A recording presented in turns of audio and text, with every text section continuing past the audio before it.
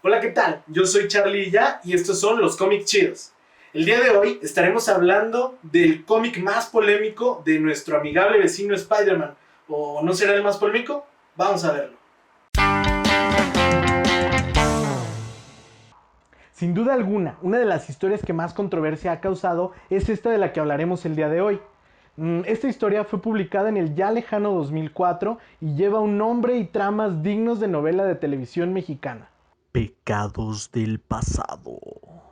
La verdadera trama comienza en casa de la tía May, mientras ella, Peter y Mary Jane se encuentran cenando. De repente escuchan que llega correspondencia y la tía May sale al buzón y recibe las cartas. Ella queda muy sorprendida al darse cuenta de una de las cartas que está dirigida a Peter. Sin embargo, esta tiene por remitente el nombre de Gwen Stacy, que como ya sabemos fue el gran amor de Peter y a la cual no pudo salvar de la muerte a manos del Duende Verde. Además de que la carta la envía una persona fallecida, Peter no puede creer el mensaje que ésta contiene, y también es de gran sorpresa que la fecha del sello postal es reciente. La parte final de la carta dice lo siguiente: perdóname por lo que voy a contarte, lo lamento mucho.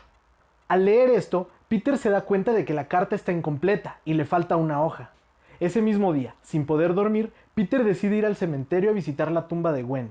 La noche está lluviosa, y mientras Peter se encuentra hablando consigo mismo, es atacado por un par de sujetos.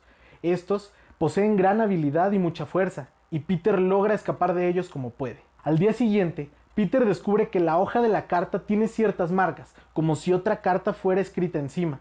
Entonces decide mandarla a analizar a un laboratorio. A lo largo de la historia, Peter recibe amenazas de estos dos vigilantes y le muestran con pruebas que tienen totalmente controladas y en la mira a la tía May y a Mary Jane.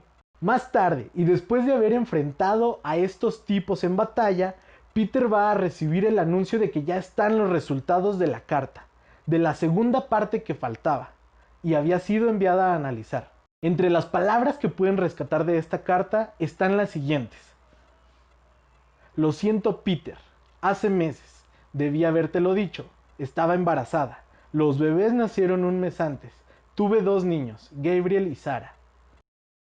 En ese momento, Peter descubre un par de cosas. Los sujetos que lo han estado atacando son los hijos de Gwen. Sin embargo, deberían ser apenas unos niños, a menos que fueran mutantes. Peter decide sacar rastros de ADN de la estampilla postal de la carta, y cuando se encuentra realizando estos estudios es atacado por uno de estos sujetos.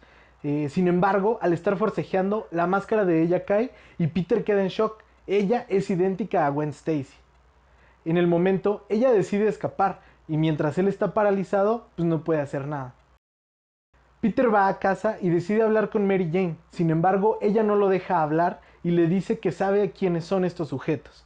Peter quiere explicarle que él no puede ser el padre de estos niños y ella también lo vuelve a interrumpir y le dice: yo sé quién es el padre de los hijos de Gwen Stacy.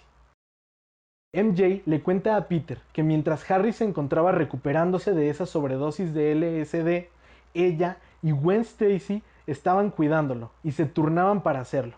En una ocasión, ella le tocó escuchar cómo Gwen discutía con el padre de Harry, Norman. Es ahí cuando Mary Jane pudo darse cuenta que Norman es el padre de los hijos de Gwen.